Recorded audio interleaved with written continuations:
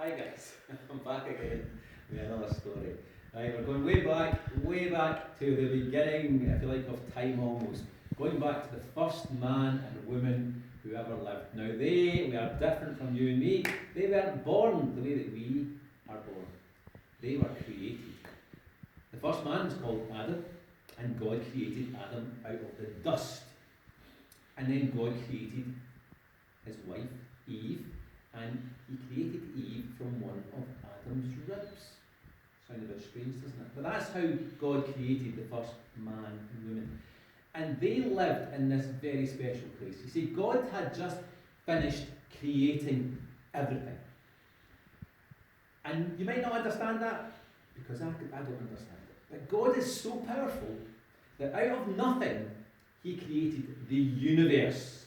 All the stars, all the planets, and this was the special planet. He created the earth. He created every living thing upon the earth. All the animals, all the plants, everything. He did it all in 6 days. And on the last day, that's when he made his special creation. He made man. And he called him Adam. The short after that is when he made Eve. So here they are. They're living in this beautiful garden called Eden. Now, we can't really imagine what it was like, because the world then was so different from the way it is now.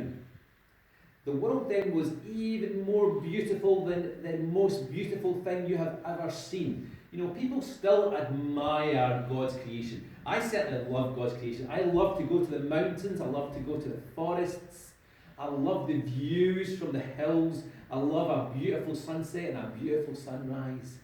But all of these things are nothing in comparison to the beauty of those days. All the creatures were different from today.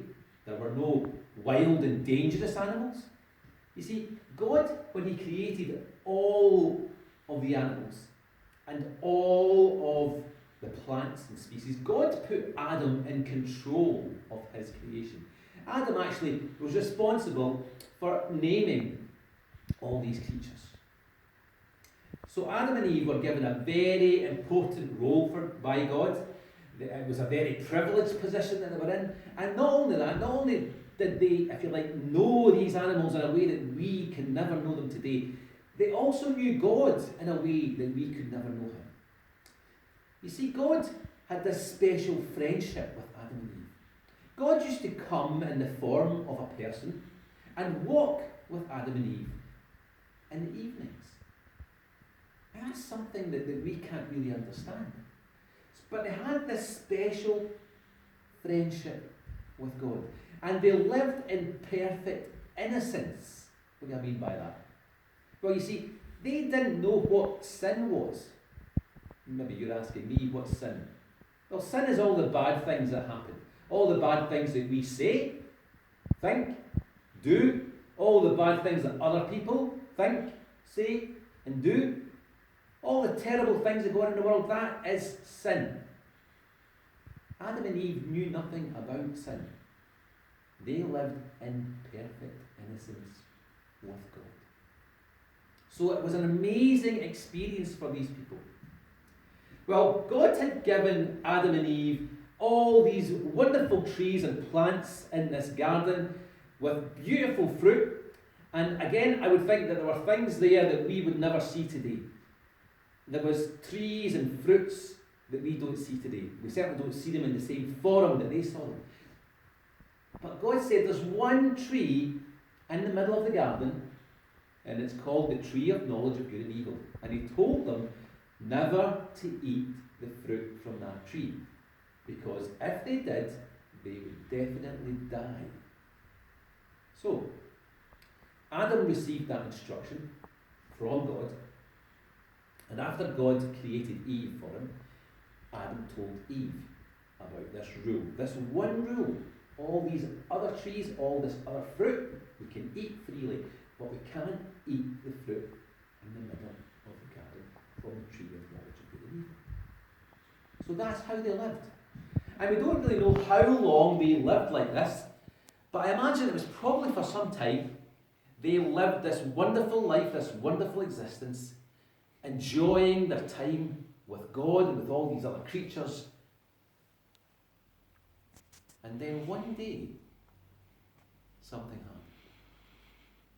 One of the creatures, called a serpent.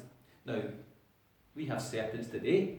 They slither along the ground. We call them snakes or serpents. But in that day, going by the description in the Bible, the serpent wasn't like that.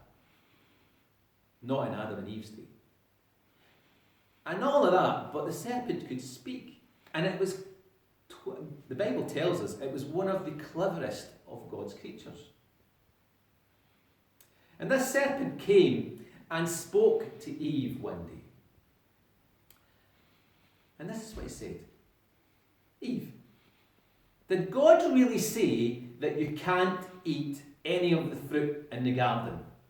Now, the serpent knew that that wasn't true. That's what they ate all the time. They didn't eat meat, they ate the fruit from the trees and bushes. And so Eve goes, no. God said that we can eat of all the fruit except from one tree. The tree that he calls the knowledge of good and evil. And it's in the middle of the garden. And that's the only tree we can't eat from. Because if we eat from it, we will die. And the serpent goes, oh, Eve, don't be silly. Eve, you're not going to die. Did God really say that? He doesn't. You're not going to die. God knows that when you eat the fruit from that tree, your eyes will be opened. You will understand things you've never understood before. In fact, Eve, you're going to be just like God. All of a sudden, Eve starts to think, wow, that sounds interesting. That sounds good. You know, Satan was actually speaking through the serpent. And Satan said, you know, if you eat from that fruit, you're going to find it really exciting and new. You're going to have a wisdom that you've never had before. And Eve goes to find the tree. And Adam's not far behind her, but he's saying nothing. And Eve goes and she looks at this tree and she thinks, wow, it is a beautiful tree. And look at that fruit. That fruit looks absolutely delicious. I mean, what harm could it do? I mean, after all, the serpent told me that God isn't really going to make us die. So she put her hand out and she took the fruit. And she looks at it and she thinks, wow, that looks gorgeous. Oh, it's amazing. And she turns to Adam, you need to taste this fruit. And Adam took it from her and he goes, and as soon as they both had eaten this fruit, all of a sudden they realised that it wasn't God that was lying, it was the serpent who had lied, because they felt totally guilty, they felt totally ashamed, and they immediately ran and they hid in the garden because they knew that soon God would be coming to walk with them, and they were so ashamed and, oh, what have we done? And there they are hiding, and God comes into the garden and God says, Adam, where are you, Adam? Are you hiding, Adam? Why are you hiding, Adam? Adam, have you eaten from that tree that I told you not to eat from? And Adam comes out and says, but God, listen. See that woman you gave me? She gave me the fruit. She had it first and she gave it to me. And then God spoke to Eve, said, Eve, did you take the fruit? And Eve goes, but God, see that serpent that you made? That serpent, he told me that I wasn't going to die. That serpent told me that I was going to become wise. I was going to become like you. then God turned to the serpent, and God said, you will be cursed. From this moment, you will slither on your belly across the ground. And that's when the serpent became like the snakes we know today. But what about the sentence? God said that we're definitely going to die. Well, what does death actually mean? Death actually means separation. And that's what happened. Right at that moment, Adam and Eve were separated from God. And God sent them out of the garden. And because of the sin that they had committed, because of their disobedience, a curse came upon the whole earth. And now it was no longer the beautiful place that it was. And as Adam and Eve are sent out of the garden, Adam discovers that out there was a sort of wilderness. Adam was told that he was going to have to work hard every day for a living. And Eve was told that whenever she had a child, she would suffer great pain. And that's still true today.